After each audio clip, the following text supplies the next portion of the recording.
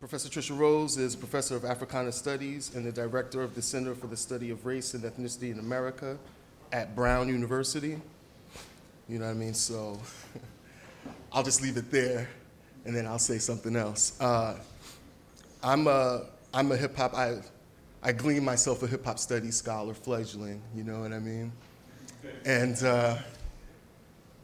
I always tell this is my third time introducing you this semester. Third time introducing Tricia this semester, and this will be the third time that I say her book, Black Noise. For me, being a New York City kid, grew up in the Bronx in the 80s, who lived, breathed, smelled, tasted, heard, lived hip hop. And like, you know, my best friend in the world is my man Enrique, who's a writer. And we have these, we have all, like you'll hear me talk about this in the panel at 11 o'clock, but we have all these mantras that we've been repeating to each other throughout the course of our relationship since we were 12 years old. You know what I mean? And we always, one of the things that we always say about us is just like, you know, like, we came up in the hood or what have you, but for us, the hood is multiple. It doesn't mean one thing. You know what I mean? Like, despite what the representations, pardon me, despite what the prominent representations of hood and Black urban experience might be, for us that live it, it's way more complicated than that. Like, our mantra is the hood doesn't produce one type of person. The hood is one of the most multifaceted, diverse places in America. You know what I'm saying? So we always say we've been philosophizing about our experience in our lives and the things that we've been seeing. You know what I mean? We've been doing that our whole lives since we were preteens. So to listen to hip hop and hear that and see me reflected in that, and then to have Professor Rose publish Black Noise and then to give my experience in hip hop the way I was hearing it, that type of academic rigor and credence, like it just opened up my whole way of seeing opportunities for myself to talk my experience. You know what I mean? Because I didn't write rhymes, I didn't spit.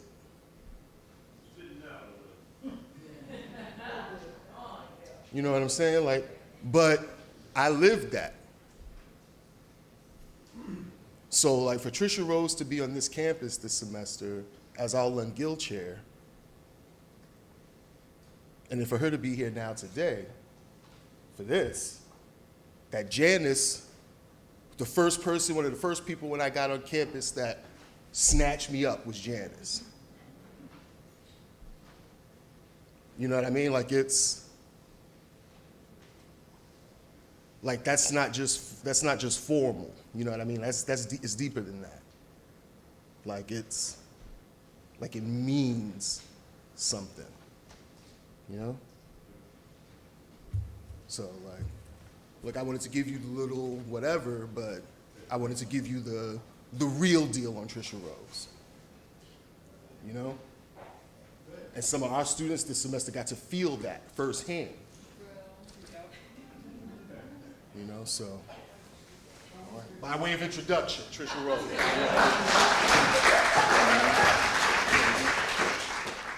Well, I was about to just ask him to go on and give the lecture there because I thought he's going to do a better job than me. He's breaking it down. Thank you, Gil, very, very much. That was very kind, incredibly sweet. I know many of you are scholars, a lot of you may not be, but when you write in academic circles, you hope a couple, 2 or 3 people might read it. You're kind of in the realm of if 30 people read it, you aced it. And so in many ways, I'm very, very blessed that so much of my work has been a beacon for other generations and for other fields and for same generation, interrelated fields. And so I'm enormously grateful for that. And, I often think if I had thought that up front, I probably wouldn't have written a word. The paralysis would have definitely set in. So I'm grateful and unexpected always. unexpectedly thrilled when I find new people who are excited. But before I begin to say anything about what I want to talk about this morning, I have a few thanks which will hopefully bleed into the topic. I've had a really wonderful time at Dominican this semester. I haven't been back since the end of classes, so it was really lovely to come back this weekend, especially because y'all's temperature done rose to reasonable. I mean, I was telling Dean Jeffrey Carlson, you know, oh, I know I had to do it this spring and it was very important. He says, no, you could have come in the fall. I said, don't say that. I'm already 3/4 through a minus 17-degree winter coming out here on a Monday. I almost bought a whole new coat just for this place. So it's very nice to return not only in this capstone way for this fabulous event, but also because, you know, I realized just what a terrific time I had here, what an incredibly kind and personal and terrific community you have here, and also my students, some of whom are here, shout out. They rocked the whole class, were really terrific leaders and thinkers, and it was just a really terrific experience. So I especially want to thank Jeffrey Carlson, the dean, who I see is here. This is a nice size auditorium. You can see everybody. For extending a generous invitation, and was always at the ready, whatever small, crazy little thing I had, he was ready immediately with a great answer. I want to thank Gil Cook for being the person who actually recommended me, right, in the first place. And to everyone who listened to him, because, you know, we recommend things, that does not mean they happen. But for him to really go out on a limb and say, this is someone I think we should bring. And of course, the president, Donna Carroll, who supports all of this, including this event, I want to thank her too. She's been very kind and wonderful. But my biggest thanks have to go to Janice Monty for this. Janice is, she's amazing. Janice is one of those people who, you know, just walks around, talks casually, and things are just happening, swirling and swirling. You're like, oh, how did that come? Oh, no, it just, you know, happened, you know. But it's, you know, hard work, dedication, and serious commitment to issues that are bigger than our individual fields. And, you know, the kind of vision she has for this event and for the several blues spirit symposia that's happened before is actually kind of what I want to talk about today. And I really want to talk about the fact that this event started in, I think, 2008, Janice, right, 2008, is the only university-sponsored conference on the African American blues legacy. Let me just, that's a beautiful thing. That is a beautiful thing. But, you know, academics are by nature, you know, we have questions. And my first question is, so, really? The only conference on the African American blues legacy in the United States? In a country who would have no 20th century music without the blues? And nobody can figure out they should be talking about it, thinking about it, asking questions about it, learning about it, teaching about it. That's our job. Our job is, you know, figuring out how to educate people about things to make them better human beings and better citizens and better participants. We teach the most obscure things on earth in the academy, and we defend it. Well, you know, I do have to know how the letter T as a typeface changed across centuries, and it's very important. We're going to have a major in it. Freedom of inquiry, that's what we're about. But the blues legacy can't find a university other than this one since 2008 to sponsor an annual or biannual conference on one of the most significant musical forms, but more importantly, one of the most rich sort of anchor forms to explain and understand Black life in the West that we have. But we don't have any academic interest in it. We barely have any historical, analytical interest in it. And that's, I think that is the question that I want to talk about today. And I want to unpack that problem both as a possibility, but also as a problem. So the question is sort of, how can this be? If the blues as a point of origin runs through nearly all of American music, it's the unifying principle for jazz, R&B, gospel, rock and roll, and hip hop, despite people who like to separate hip hop off into its own universe. It suffuses Broadway, Tin Pan Alley, bluegrass. How can something so generative, so powerful, so full of the spirit, and more importantly, as Cornel West has so brilliantly put it, and pretty much he puts everything well, so that's kind of a redundant statement, but that blues is the hope in the face of catastrophe. How can something so powerful, so important, that generates a narrative of hopefulness, not always hopeful, but hopefulness in its last iteration, in the thing that it leaves you with, how can it be that something that provides so much hope in the face of catastrophe can be so marginalized, so understudied, so understood?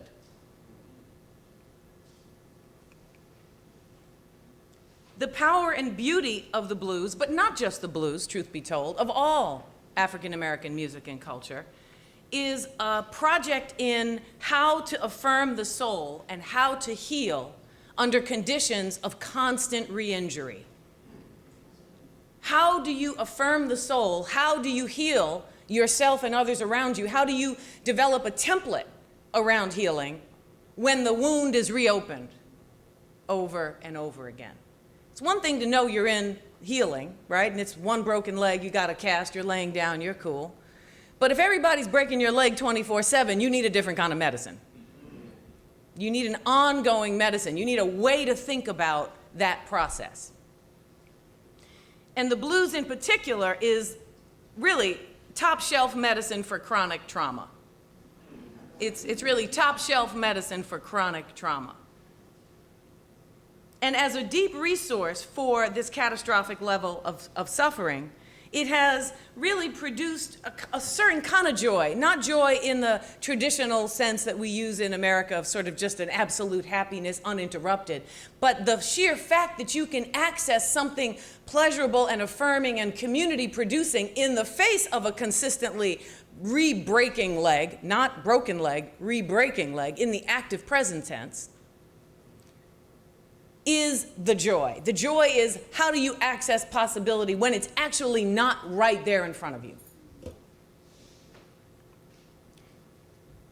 So the blues, it seems to me, answers a fundamental question, which is, where can I put this pain so I can keep going on and find hope in it? Where can I put this pain so I can keep going on and find hope in it?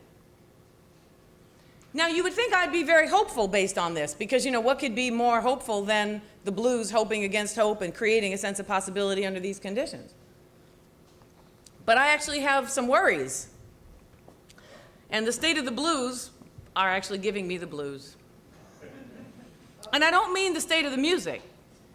That's not what I'm talking about. I'm talking about the state of our understanding about the blues, the way we study the blues, the way we study all black culture, the way we study anything that black people give the world, actually worries me a lot. And it worries me because we're not, it seems to me, able to confront some fundamental things about ourselves.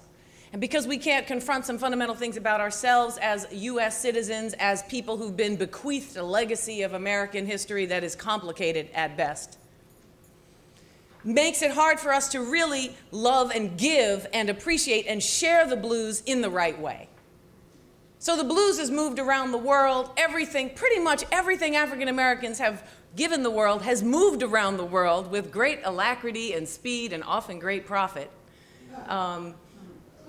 But I'm not so sure that all of that sharing and giving and celebration and joy is part of a full understanding of black people's lived experiences. And so I'm left with a concern which is not limited to the blues, and I'm hoping you'll understand that part of what I'm doing here is talking about the blues, but what I'm really talking about is something that the blues represents, right? And so what I'm worried about is that, just to keep it very simple, that America loves black music and culture, but I'm not sure it loves black people.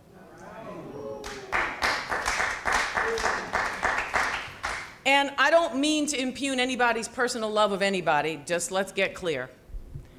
Many of us love each other tremendously against great odds from all backgrounds, across all the parameters and lines and barriers that get set up, and I am not challenging that. I'm all for the love. I don't care what you, purple, green, yellow, 3 legs, 1, I'm all for that. But I'm not sure as a whole the United States has made any effort to clarify what it means to love black people in the state of history of crisis, suffering, and ongoing trauma that's been generated. And that continues to happen. What that means is that if we don't actually understand the history of black people and love them, you can't really love the music and culture right.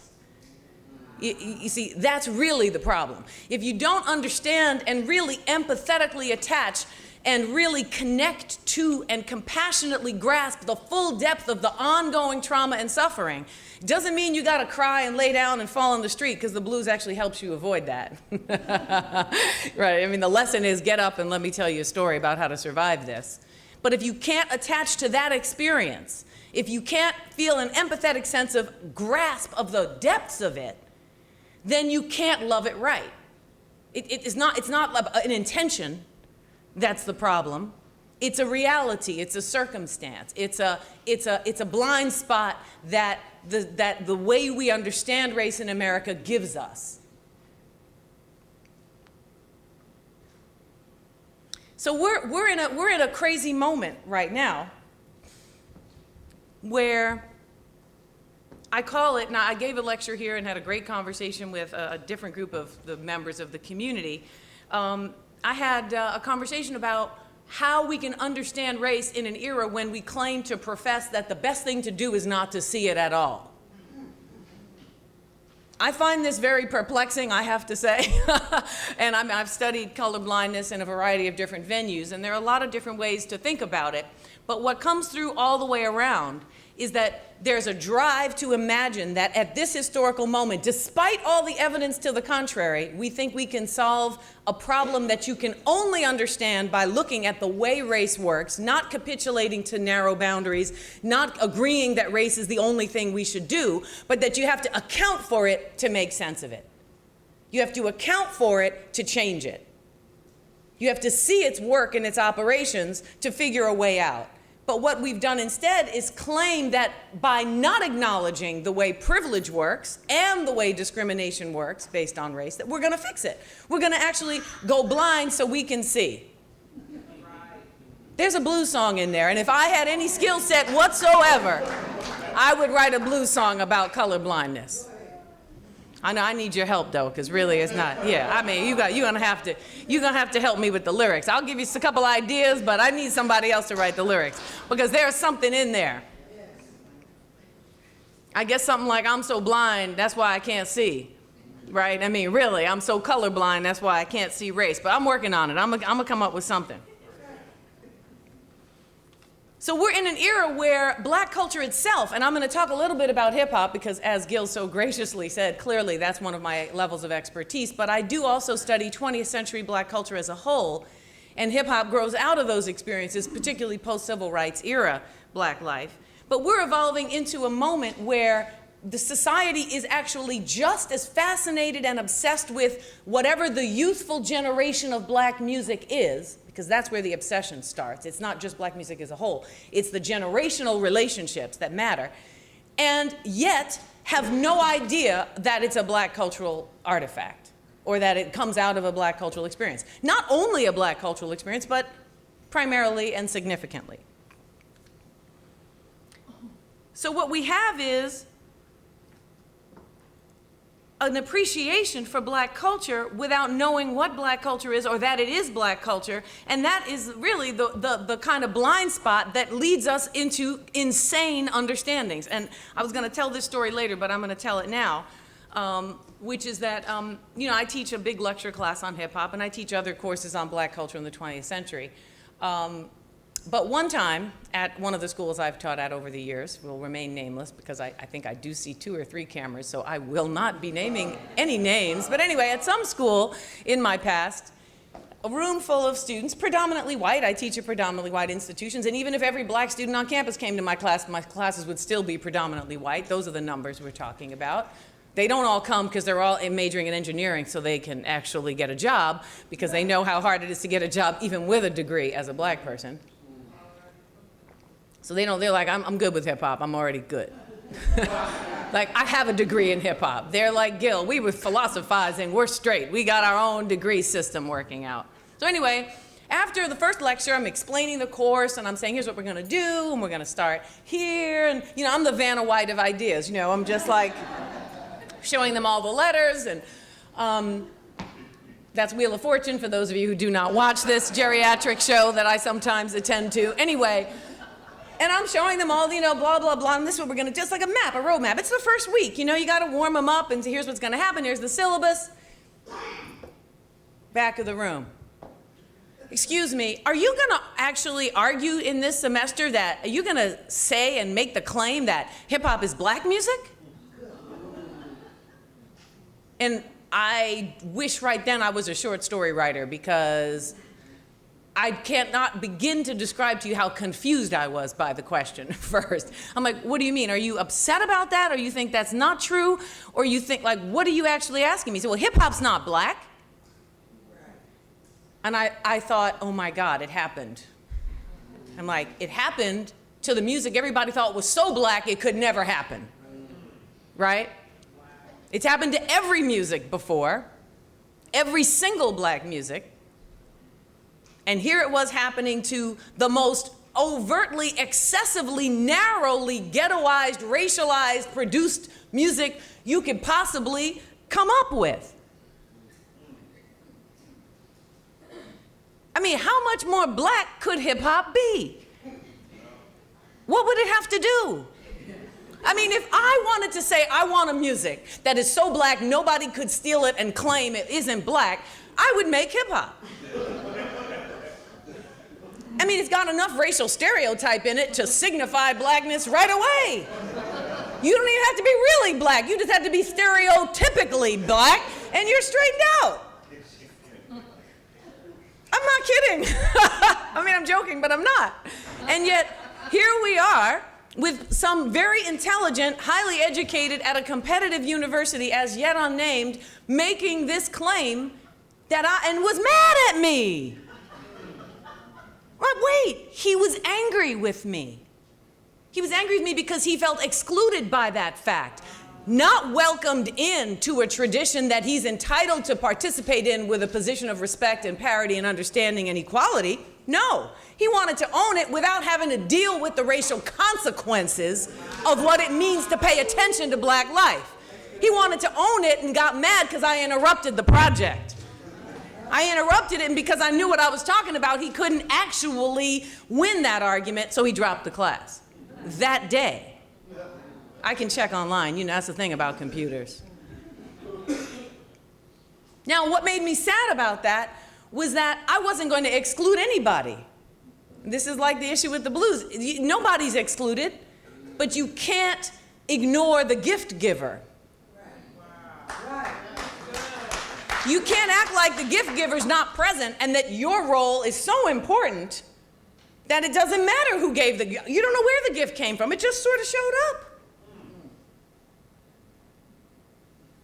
And this is what we have bequeathed to ourselves as a nation. We've bequeathed this logic to ourselves. And in the era of colorblindness, we've done it at a level much more pernicious. Much more pernicious, because what's beautiful about the first, say, 40 or 50 years of the blues is that non-blacks who participated, whites and others, had to do very dangerous race line crossing work to participate. And so there was a sense in which one had to at least partially grapple with the reality of what racist structural America meant. But now, colorblindness has led us all to believe that we're past that, and that there is, in fact, no structural racism, and that we can extract the gifts of a given culture and a history, and then at the same time appreciate them without any self-reflection on what it is we're doing and what that work does. And what that ultimately does, it seems to me, is really, it harms everyone because it cheapens the love gift, but it also makes racial comedy, and I don't mean comedy with a D, I mean comedy with a M-I-T-Y, racial understanding, racial getting along, true understanding and transcendence, and all of us working in the spirit of social justice and anti-racism. It makes that much harder because we're not understanding the actual conditions that we're living in.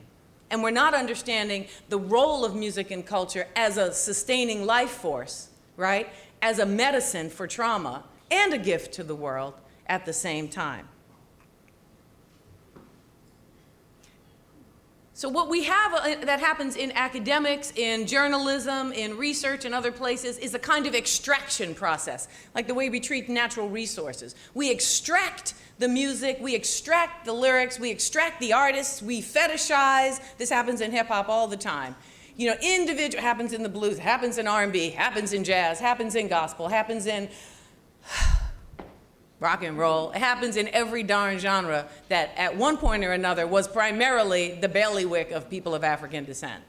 They may not be now. That happens. That's also part of the history. People tell me, you think hip hop's ever gonna be mostly white? I'm like, I don't know what the rhymes will be about, but it will be. So if you can't avoid this extraction process, what happens is all of the richness of the genre and what the meanings are about become universalized without the value and significance of the particular. So of course you have to do both. The value of the particular is to say, listen, the value of the universal is to say we're all together. We are on this earth and we are actually tethered to one another more than ever. And if we don't figure that out, we're in a world of trouble. But we're not in this world in the same way. We're not on the same level vessel, and we're not on the same kind of circumstances. And how one group of us act has a deep impact on the others, particularly those with more power, whether it's economic power, whether it's deep religious power, whether it's gendered power, class power, racial power. So those choices become very important. But when we extract, we decontextualize. All of that history falls away. So we read in isolation. We imagine the gifts and the genius of an individual, and we don't understand the suffering from which they come. That drives the entire logic of what they're saying. It's not sort of a background biographical fact, it's a cultural richness. So I was just listening to a few lyrics before I came here, and I was reminded of B.B. King's very famous line, "Nobody loves me like my mama, but she might be jiving too." Now that's a universal worry on one level. Some of us have very troubled mamas. You don't have to be black to have a troubled mama, right? That's not a black thing. A lot of people got troubled mamas. But there's something about that possibility, right, that black people have to live with all the time. Basically, what you think you know for sure is what this is saying. You actually don't know for sure. Because you can't trust that this world as you know it is as stable as even the love of your own mother.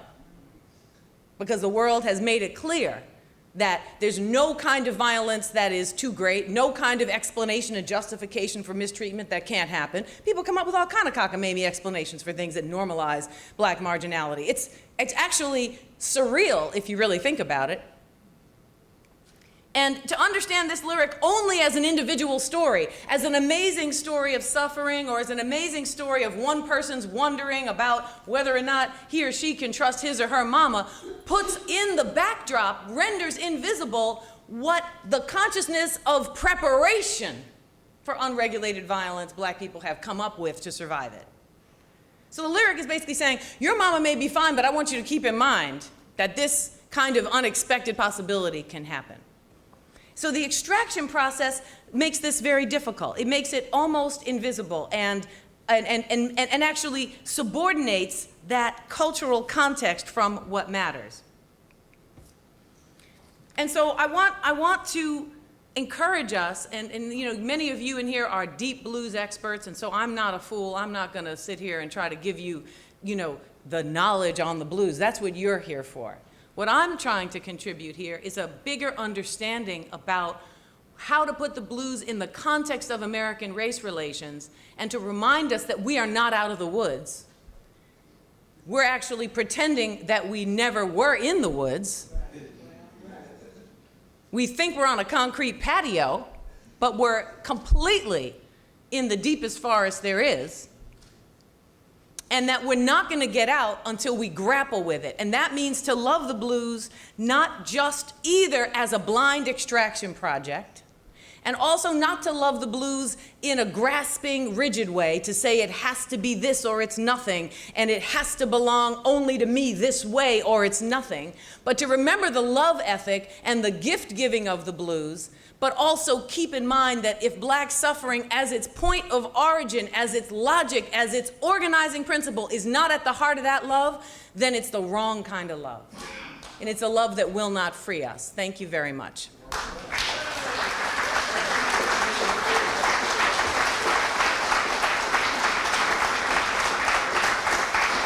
Thank you.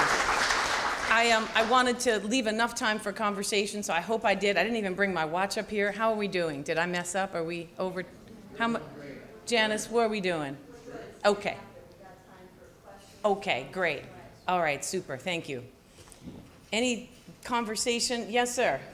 One thing I love what you pointed out was how some people, especially white people, take our music and label it for our young selves. I remember I'm a music teacher and I play all around, all over the world.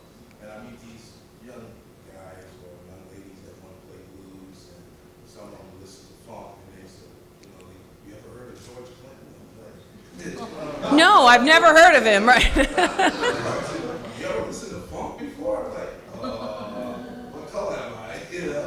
Yeah. And it's so weird that a lot of people are doing that. Yeah. Music is a gift. Yeah. Music is a gift, and it's for trauma, it's for everything. But Right. when you go to the history of blacks, Right. back in the South, because my parents is from Mississippi, and they brought me in the house to play blues. Don't get me wrong, I'm a rock guitar player. We know that.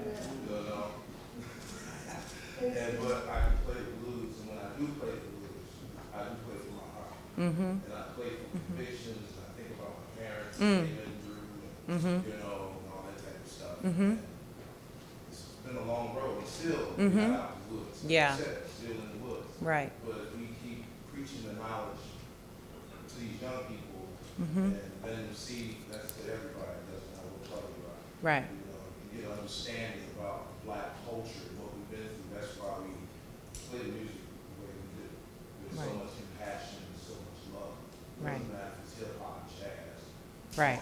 classical. Right. As long as you play from your soul and heart, it all falls. Right. Right. Thank you. I appreciate that.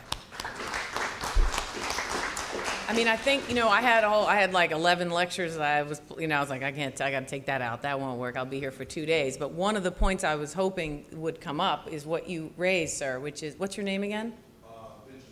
Benjamin. Pistol Pete, okay.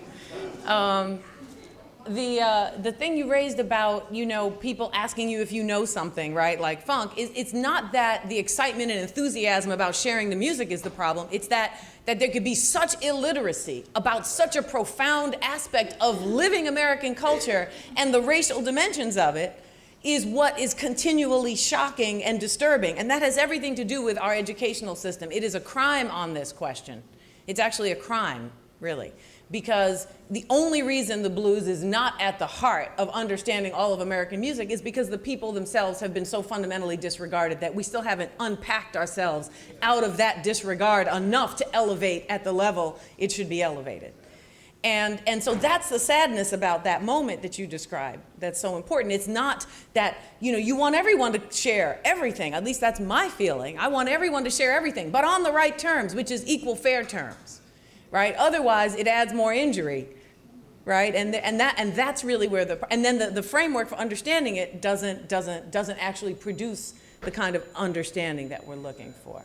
But anyway, so thank you for helping me add that to my comments today, and I appreciate everything you said.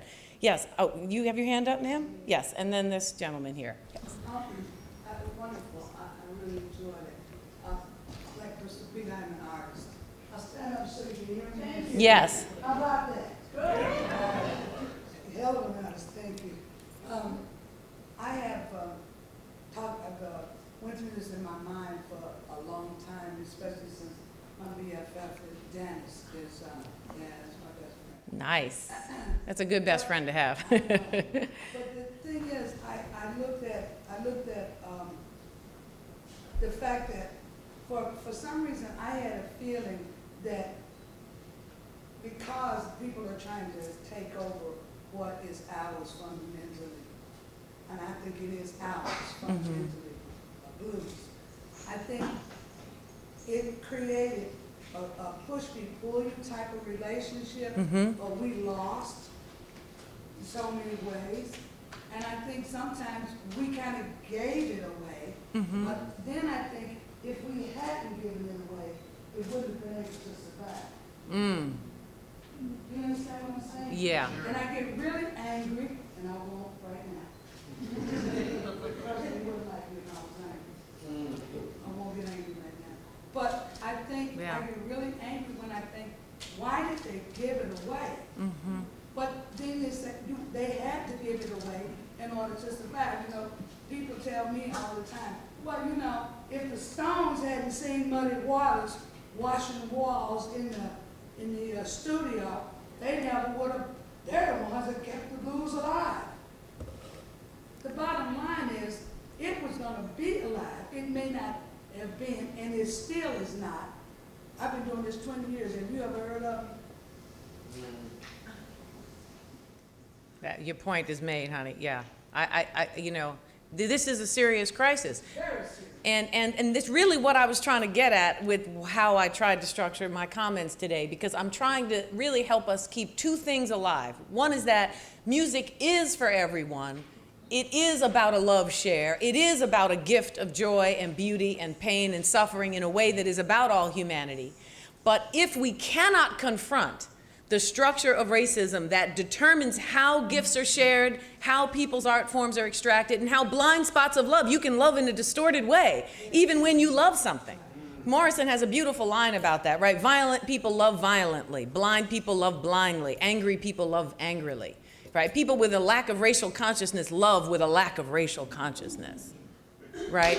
That's the problem. And it seems to me what you're saying there is not that you don't want to share, or that people didn't want to share, or that black people want to hoard their culture, but that the defensiveness that comes out of a history of pain on top of pain and denial and refusal to address it is something that encourages the anger and the frustration, which doesn't do for the blues what we want for the blues. Yeah, and it's Right. real, but a lot of people want to disregard the fact that that is going on. Right. They get angry with me when I drop my Yeah. thing is, all this Symposium, my thing is that you know, I don't consider the whites that play our music blues.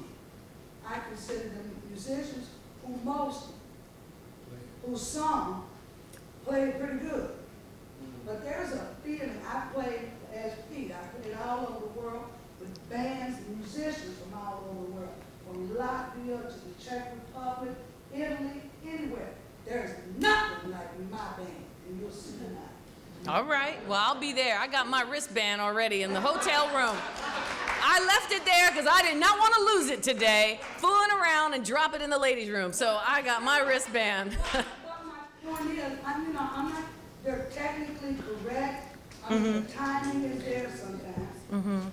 You see what I'm But saying? you know, my feeling. There's a soul and a depth Yeah. that is vacant. But see, I see that as not, I agree with you in terms of what you're trying to get at, but I don't see that as so much a race issue as a cultural knowing issue. That is to say, if people are raised in a tradition, then they understand and can connect to that tradition at the level you're describing. If I want to pick up something at 40, I'm going to come to it differently because I'm not sort of infused in a, so for me that's less about race and more really about segregation.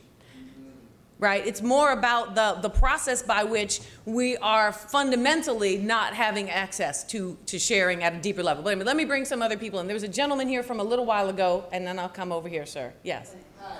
Thank you, hon. My name is Paul Hanover. I'm a musician, and I play primarily with blues bands. But my question is about this, that I've heard the problem outlined very articulately, very well throughout yesterday and today. And certainly agree with your point about colorblindness. And that there is an issue here. Okay. My question is, where are the solutions? Yeah. Well, I have implicit in my solution, in my talk was hopefully at least one, but I'll lay out a few. I would love to lay out some options. You all tell me if they're reasonable, feasible, or insane. That doesn't mean we shouldn't try them, but the first one is, if we're either both musicians or educators in some way on these issues, we have a deep obligation to tether the blues to Black history and culture. We shouldn't ever once raise the topic without tethering it to Black history and culture. That's because it's an automatic erasure. It's not a level playing field. It's called, every time it gets raised without it, we're adding to an already unlevel playing field. So it's not that it's like this and that you're overweighting race. It's in fact like this, and you're just trying desperately to get the seesaw to come back down. Everybody's responsible for that. That means anti-racist thinking among those who are not Black are extremely important. It's not just being neutral and colorblind. That actually retains white privilege. It does not undo it. So what has to happen is one has to say, listen, the way we've loved Black culture did not include a fundamental love of the understanding of Black experience, because we don't teach their history in the schools. We teach slavery, freedom, and civil rights, and then there's no more Black people. There's like 3 sessions. Okay, so the first thing is, to understand that as an individual, and that's well, what strategy did you want? A group strategy? yeah, that's Okay. what I'm saying. Okay, well, this is a group strategy and an individual strategy. So the first thing that's the individual is pursuing, you have to work as an individual. If you're a blues player, you're not in the business of being a teacher. Are you a teacher of the blues too? Okay, so then I have to talk to you about how you would tether the blues to Black culture every time you're talking with people. That's first. But then we really need, as musicians and unions and educators, and even here at Dominican and in Chicago of all places, every university should have a blues curriculum. Every high school should have a blues curriculum. There should be a Black music curriculum. If you want to get young people of color to pay attention to school, explain to them how everything they listen to has an origin that's 100, 200, 300 years. It's once you do it, they're like, really? It's a shocker. This isn't rocket science. It's actually not even expensive. It's really not. But I think what we're afraid of is the very process that it undoes things. It forces a lot of questions. It produces discomfort, because when you do it, then you're like, well, how come I don't know this? And how come these connections haven't been made? And how come blues had to go to London to come back? So educational institutions, the record industry needs to be challenged deeply. It's not the venue for cultural production. It's the venue for economic production. That's its job. We shouldn't depend on it for cultural understanding of who we are, no matter who we are. I mean that for every genre, including rock, including polka, it don't matter. All of it shouldn't be where we go. That means we have to take that venue out of our minds. That's a group strategy. That means we have to create institutions that are not about money, but about art and culture, separate from money.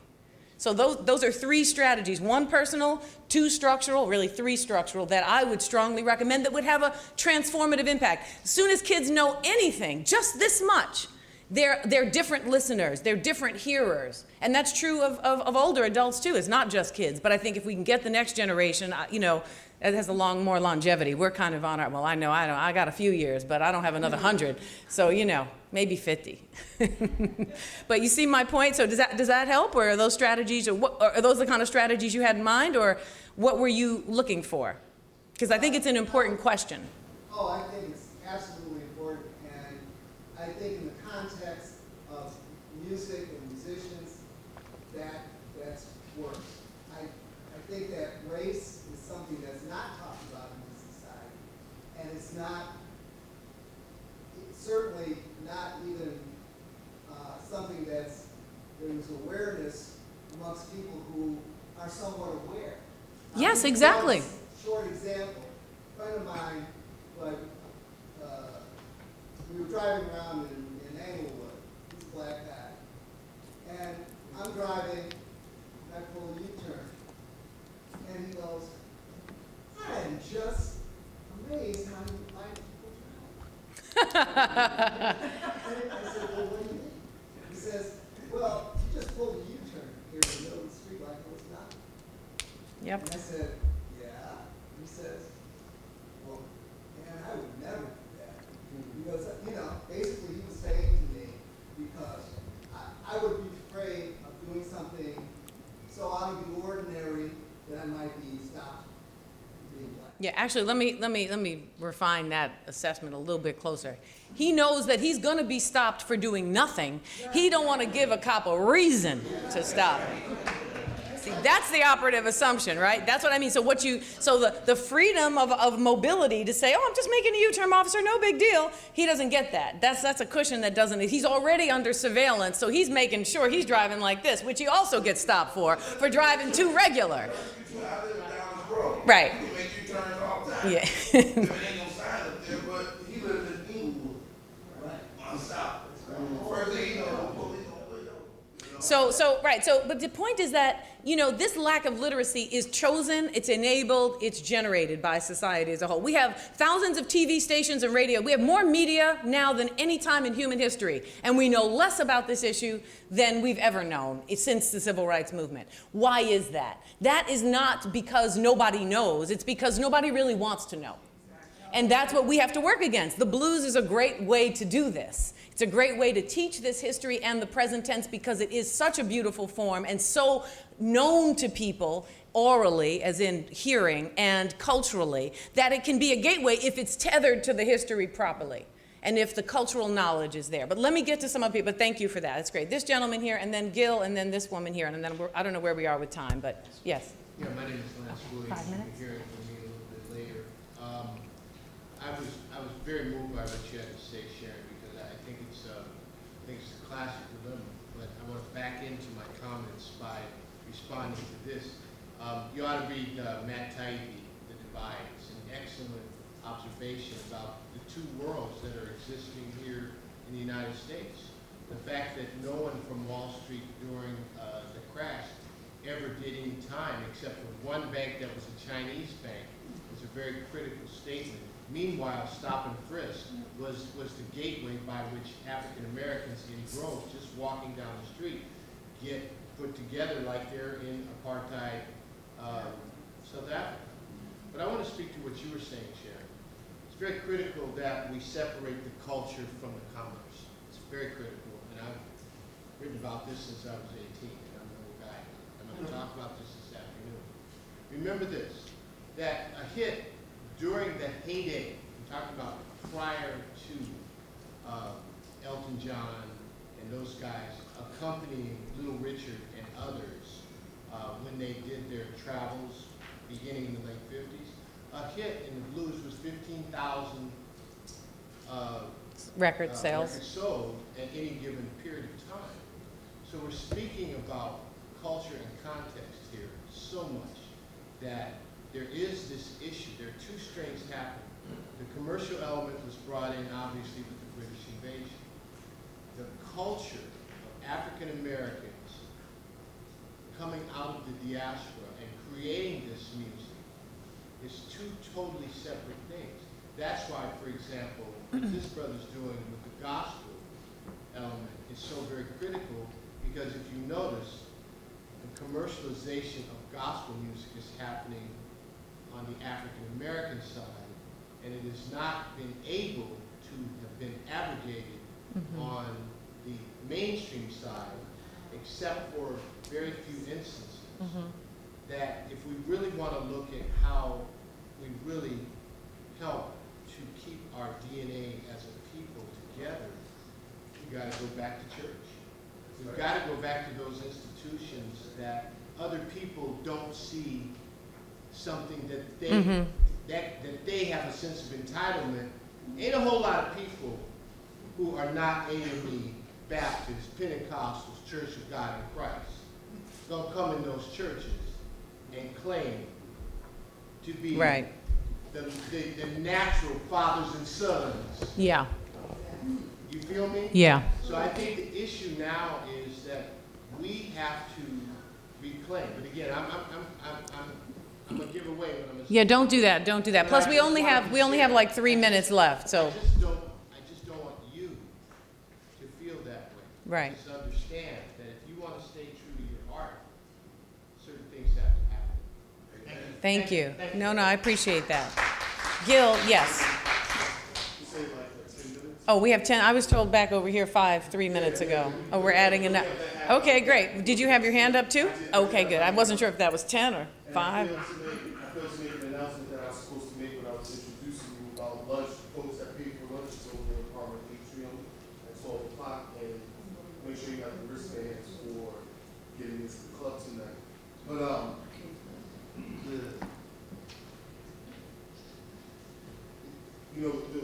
the thing that I feel like your lecture brings to mind for me is the conversation that Janice and I have been having as long as I've been here, particularly after the symposium in 2012, when the conversation that symposium generated, a lot like the conversations this symposium generated here, particularly like the Plenary panel last night, is like one of the things that when we talk about the African slave trade and the sort of the cultural contacts that it necessitates for us, we talk about European cultural elements, plural, African cultural elements, plural, indigenous American, native populations, cultural elements, plural.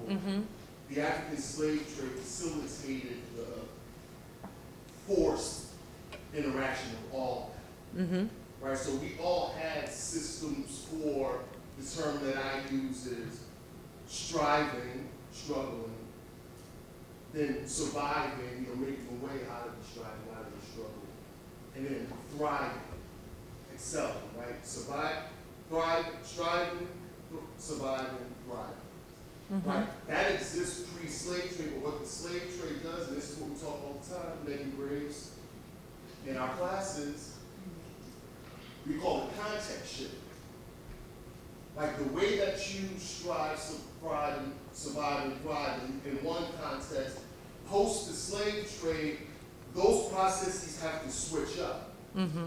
As a result of that new world Western diasporic existence as opposed to the pre-colonial West African existence, for example, in the case of African cultures that involved in the slave trade. Right? The blues is one of the fundamental manifestations of those reacculturation processes that the slave trade necessitates. So you can't talk about the blues and act like that's not what it is.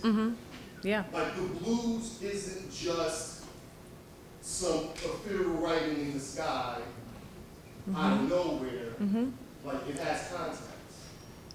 It has culture, Right. it has history, it has Right. mythology, Right. it has all of that. So, we want to universalize, and we can do that because, like I said, everybody, no matter what part of the world they're in, has those processes of Right. striving, surviving, Right. thriving, which is what makes us want to universalize when we hear punk, grunge, the hippie movement, the hipster movement, hip hop. Like all of those things get packaged and marketed, culture for sale. They all get bundled in these ways because they all have the elements, the contiguous elements. You know what I mean? And we can all universalize them in that way. So I could really talk to a hipster and get down with it. I could really talk to a punk and get down with it. But we have to acknowledge the specificity. Right? The contingencies of the specific elements of that thing that we're talking about. Yeah. And that's how you honor it.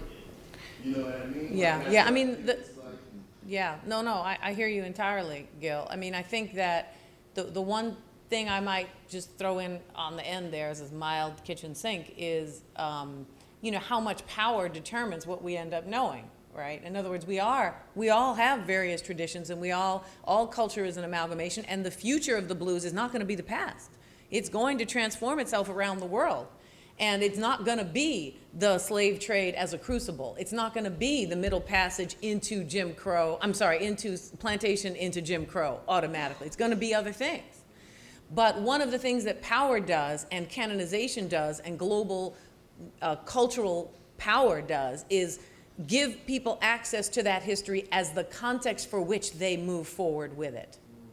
It doesn't mean they stay where they are. People in Lithuania should have their own blues traditions going forward. There's nothing wrong with that. But it's helpful to know the context, the cultural context, the historical context to go with it. That's the piece, I think, where we can intervene. The future is the future. It is not the past. And I thank goodness for that, you know, in some ways. Some ways not. There were, yes, ma'am, I'm sorry, I almost forgot where you were. Thank you. I have so much to say. All right, pick your top two. They won't let me. But I have to say to you, first of all, I love you. You are extraordinary and remarkable. Thank you very much. That's very kind. Thank you very much.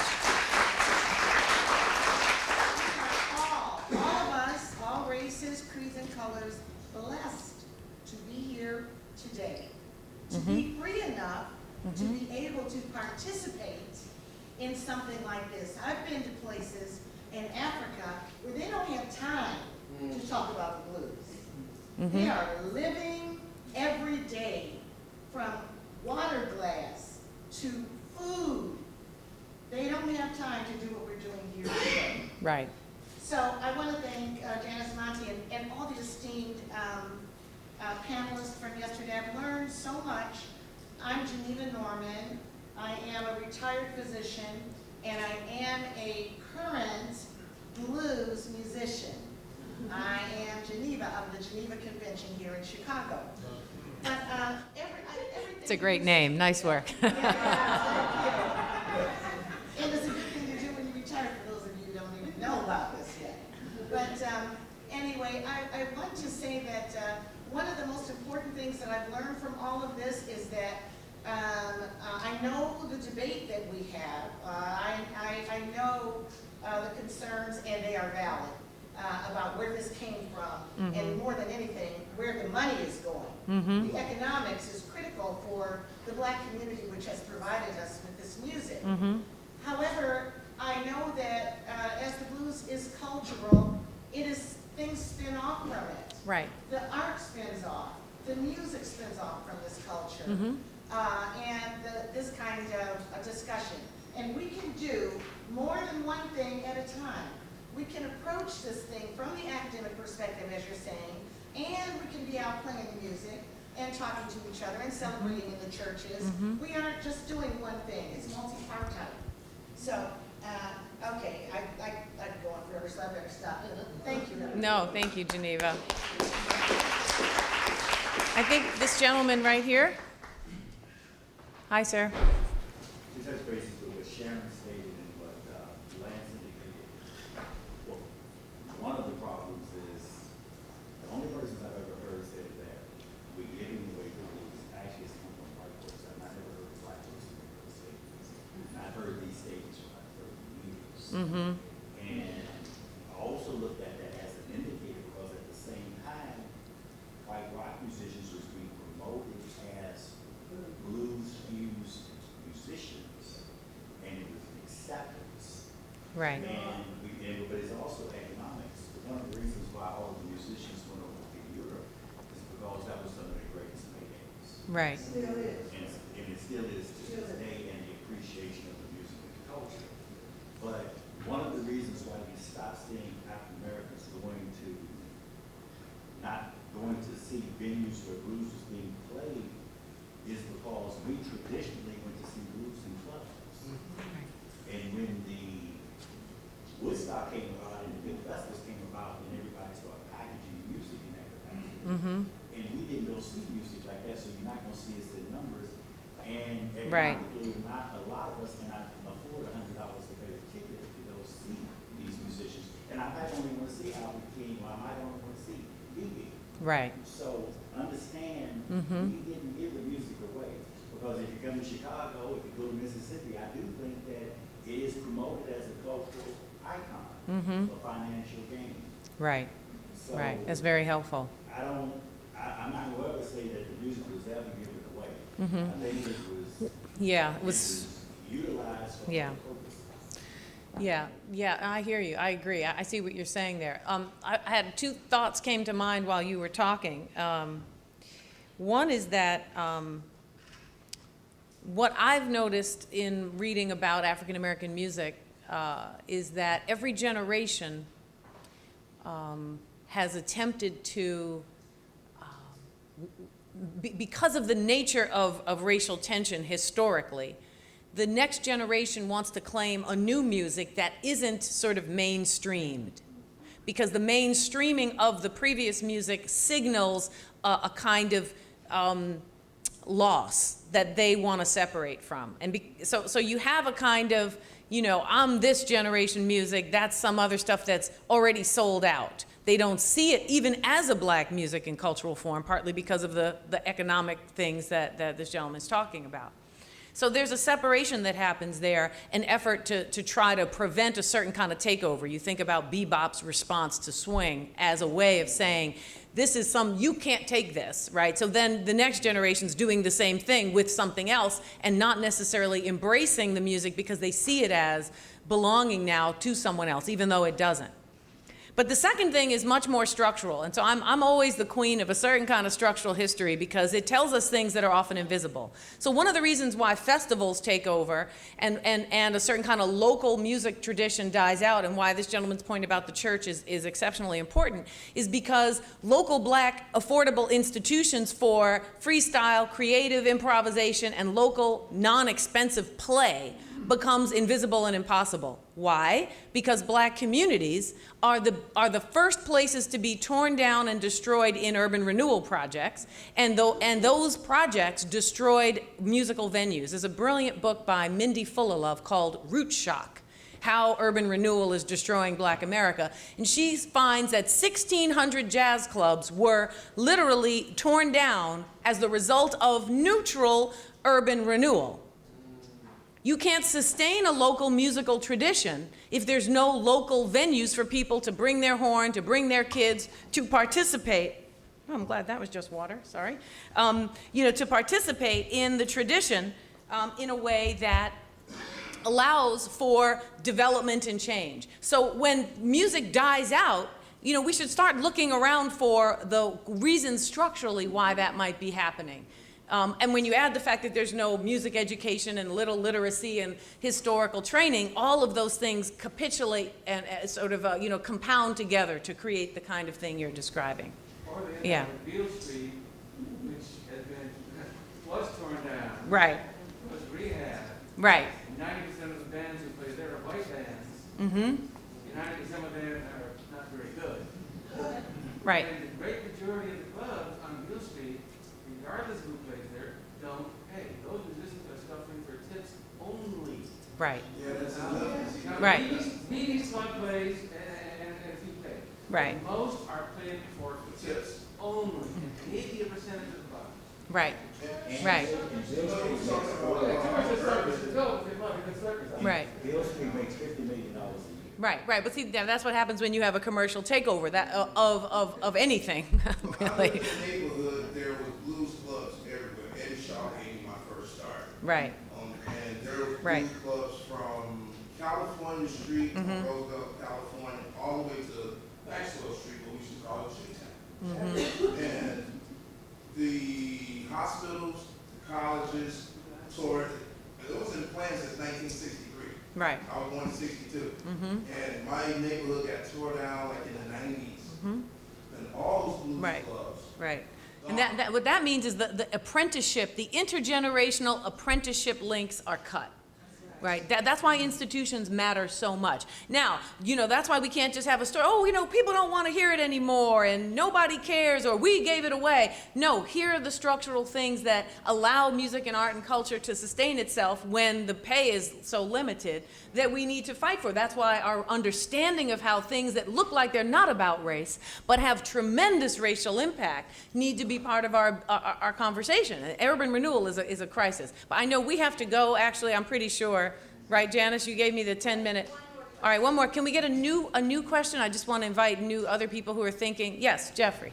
Real quickly, when you say that blues is top shelf medicine, Mm-hmm. your comment when you use words like hope, Mm-hmm. I'm wondering if, not explicitly Christian necessarily, but some deeper sense of religious and spiritual power is also part of the analysis that needs to happen here. Yes. More Mm-hmm. explicitly than sometimes we hear it when we talk about blues analysis. Yeah. Just as in the academy, people who are thinking in multicultural study ways might not include religious and spiritual diversity in that mix. Do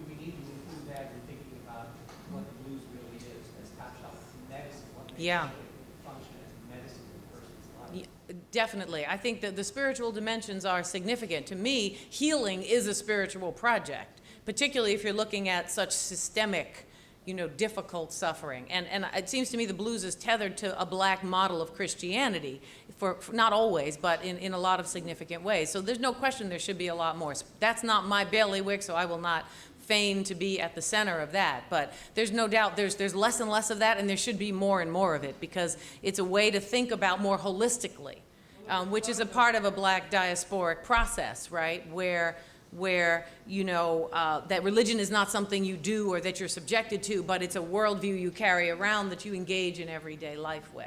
If we're talking Yeah. about the diasporic tradition, what if music, I'm sorry. what if music Okay. and dance in the diasporic tradition? It's healing. Yeah, no doubt about it. So I say make sure we all go tonight to get some healing, because we all need it. Thank you very, very much. I appreciate it.